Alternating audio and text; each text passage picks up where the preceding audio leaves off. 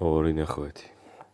ما بيستفزنيش حاجة اكتر من القائد، ممكن نسميه كده القائد اللي بينزل يقعد وسط الجرابيع. خلينا نسميها كده. ازاي القائد ده بينزل يقعد وسط الجرابيع؟ ان هو يساوي نفسه بيهم. يبدأ يعملهم كاخواته. يبدأ يعملهم كاللي هو يعني احنا في نفس المكان، عشان انا جدع جدا وانا ابن بلد وحد يعني روش جدا. ويبدأ ان هو مثلا فلنفرض ان حد زعله فيهم، فيبدأ يعاتبه، يبدأ يقول له انت لما عملت كذا انت زعلتني. انت، لا انا زعلت منك. ما تعملش كده تاني عشان ده بيزعلني. ويبدأ يعني ليه ليه انت بتنزل نفسك في الحتة دي؟ ومش بقول القائد والجرابيع، يعني اقصد مثلا آه، مثلا حد مثلا مندوب الدفعة مثلا والطلبة، لا يعني مش بالشكل ده. هما فئات من الناس، يعني انت ممكن تكون واحد انت وهو طلبة زي بعض، بس هو جربوع وانت قائد. يعني اعرف انت فين، اعرف انت مكانك فين. تمام. طيب اعرفه ازاي؟ تعالى كده قبل ما اقولك تعرفه ازاي اقولك ايه الفرق بين الراجل والست، غير الفرق اللي كل الناس عارفاه. الفرق بين الراجل والست غير الفرق اللي كل الناس عارفاه. هو في كذا فرق طبعا، بس الفرق اللي انا هتكلم عنه النهارده هو ان الست قيمتها بتيجي معاها، يعني هي بتتولد كده بتنزل بقيمتها من بطن امها، الا وهي انها حلوه. تمام. طيب طلعت مش حلوه، فهي بتبدا تسعى انها تجيب قيمتها. اتكلمنا على الحوار ده قبل كده. يعني الا بقى لو هي عايزه تعيش من غير قيمه يعني. وفي بيبقوا حلوين وبيسعوا برضه انهم يعملوا لنفسهم قيمة، عشان هم مدركين ان الجمال مثلا لوحده ده مش كفاية، وان ده شيء هو ربنا مديهولها. طب هل هي سعت في الدنيا عشان تخلق قيمتها؟ لا، هي ما عملتش ده. طب فين الاثر بتاعها؟ فتبدأ انها تسعى انها تكون انسان خلوق، انسان متربي، انسان متعلم، عشان انها تبدأ تربي عيالها وتبدأ تطلع جيل كويس وتقود المجتمع بقى والحاجات الكويسة دي. فلو انت خدت بالك انا قلت في الاخر ايه؟ تقود المجتمع. فدي ست اتخلقت بقيمتها، عشان الهبل ولاد الهبلة اللي بيفكروا ان احنا بنقلل من حد، ما نقللش من حد.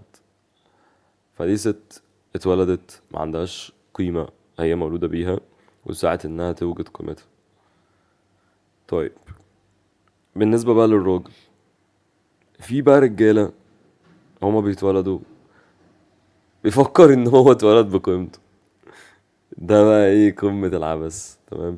واحد عشان طلع مثلا من وهو صغير طلع مثلا ذكي، فهو بيفكر ان انا بس خلاص انا ذكي يا جدعان، يبدأ يعمل كده. انا ذكي مش محتاج يعمل حاجة. فتلاقي دايما الذكي ده اللي مصدق ان هو مش محتاج يعمل حاجة، اللي فيه من القيم مش من القيم، اللي فيه خصل خصال أنثوية. تمام. بتلاقيه قاعد كده منجعس وما بيعملش حاجة في حياته، وبيطورش من نفسه وما بيساعدش الناس اللي حواليه، وفاكر ان هو ايه، خلاص يعني هو كده قفلها عشان هو بس مولود بأشياء معينة. فده عكس الرجولة. تمام. تمام. طيب الراجل بيعمل ايه؟ الراجل ده على طول بيسعى ان هو يعلي من قيمته. فهتلاقيه على طول بيشتغل على نفسه، على طول بيتعلم حاجة جديدة، على طول بيركز على جسمه وصحته. تمام. ليه؟ عشان هو مدرك ان هو ملهوش قيمة من غير ده، مع ان ده غلط وهجيلك فيه في الاخر. بس هو مدرك ان هو ملوش قيمة من غير ما يعمل ده. ليه؟ لانه انت مثلا مش مثلا انت كراجل، انت ما بتاخدش احترام من الناس اللي حواليك غير من اللي انت بتعمله، لان اللي حواليك جرابيع. تمام. يعني انا مش عارف اوضحها، يعني اقسمها لك ازاي بالظبط عشان توصل، بس هو الكلام لازم هيخش في بعضه في حتة ونفهمه في الاخر. طول ما اللي حواليك مقتنعين ان هم قيمتهم في نفسهم، هيشوفوا نفسهم عليك في نقطة من نقط لحاجة هم مولودين بيها ما اكتسبوهاش. لان هم فاكرين انه يعني هو مش عارف مين اللي وصل لهم النقطة دي. عاملة زي ابليس كده، اللي هو انا احسن منه، انا من نار وهو من طين. فلما فلما سيدنا ادم ياكل التفاحة يبقى انا كده احسن منه. يهبل يا عبيط، ما بتتحسبش كده. والله ما بتتحسب كده، ما بتتحسبش كده. تحسب ازاي؟ تحسب بقراراتك واختياراتك كل يوم. وده اللي عند سيدنا ادم مش عند ابليس. ابليس لما عمل حاجة حط قيمته في الحاجة، ده اللي برضه اللي هنتكلم عنه، ما هي لسه هتتفصل. حط قيمته في الحاجة.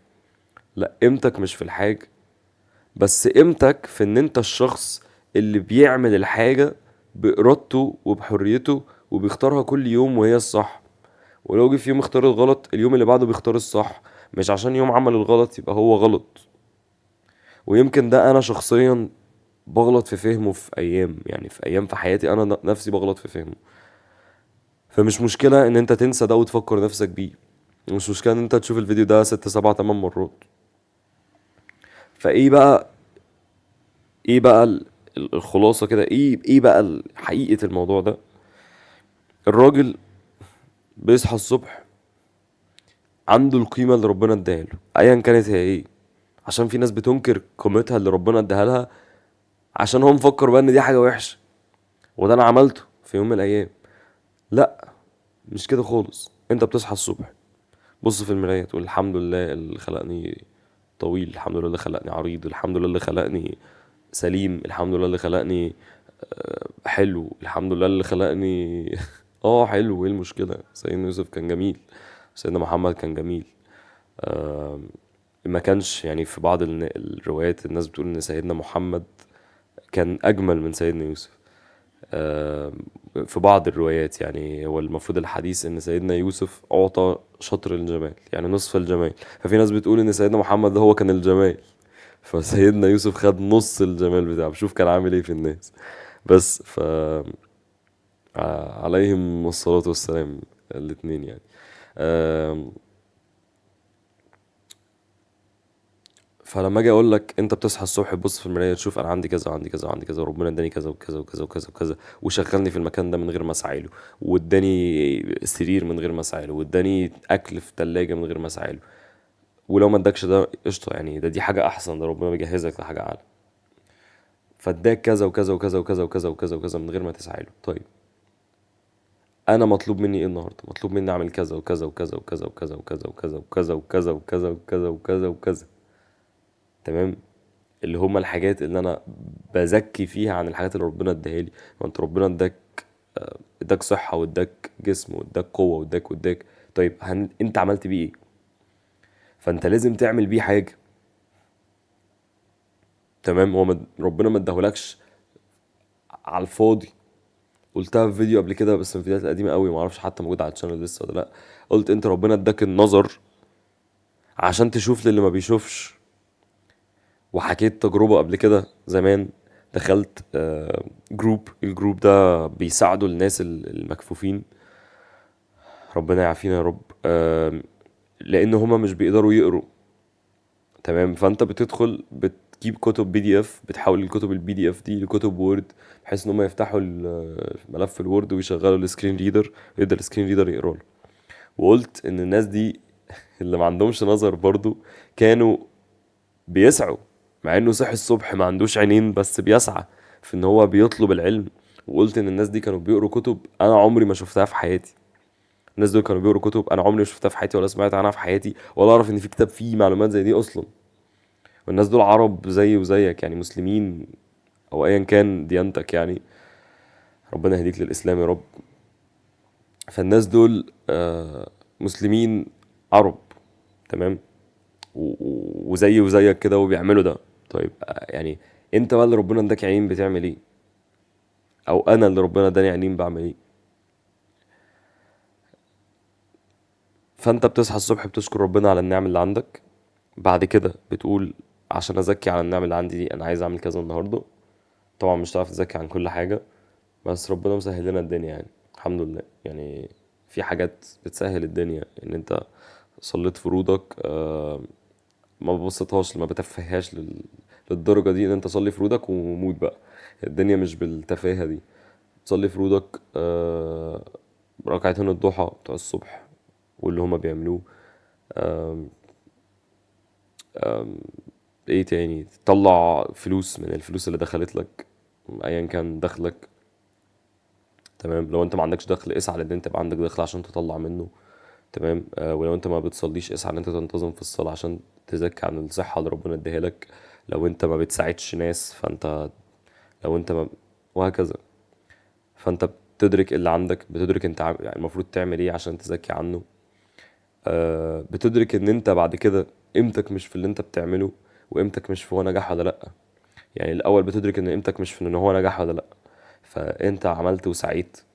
لازم تدرك ان قيمتك مش في ان الحاجه دي نجحت ولا لا، مع ان في اغلب الاحيان هتلاقيها ما نجحتش عشان انت ما حاولتش كفايه. ولازم تبقى مدرك النقطه دي برضو، لان انا قعدت برضو فتره طويله في حياتي مفكر ان الحاجات دي ما بتنجحش عشان هو ربنا مثلا ما وفقنيش.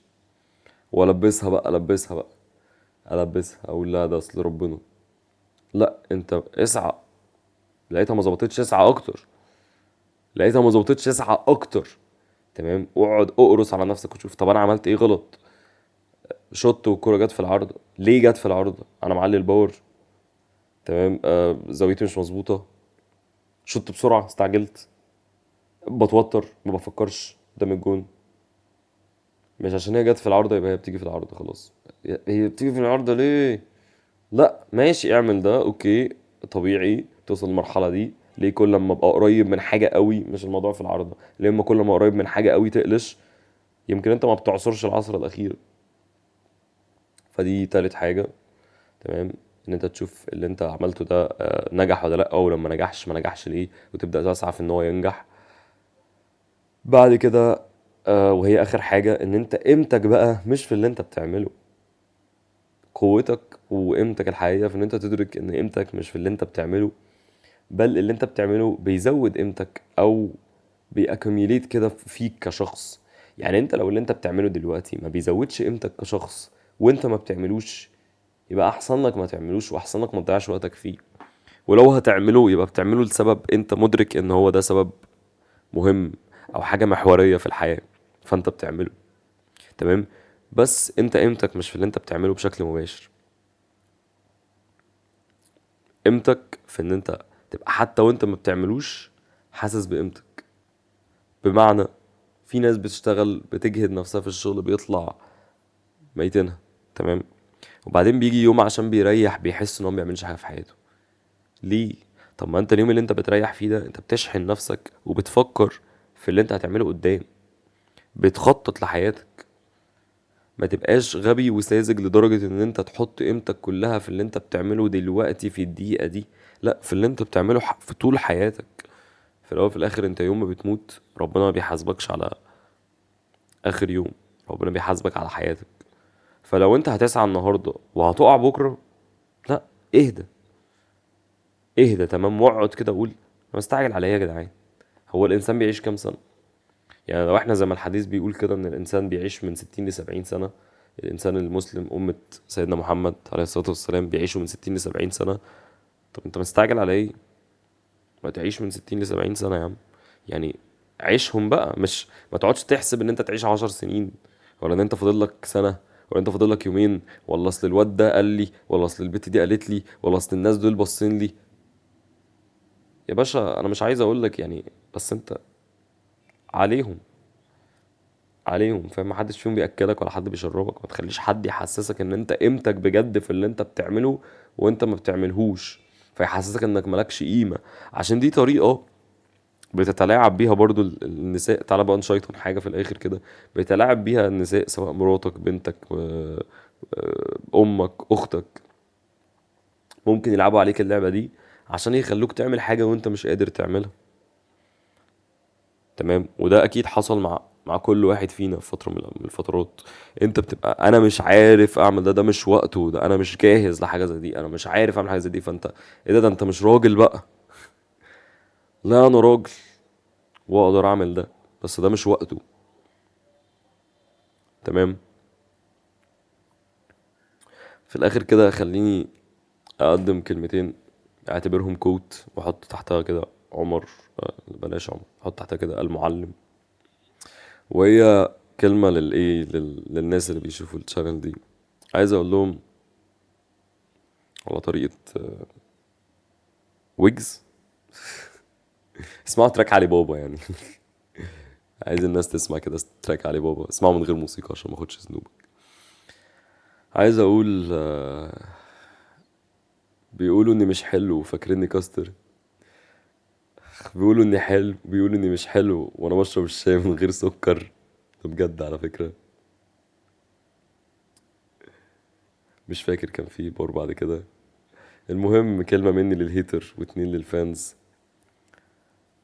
هتاخدوا مني فوق. استنى كده، هتاخدوا مني فوق. ما انت عيل.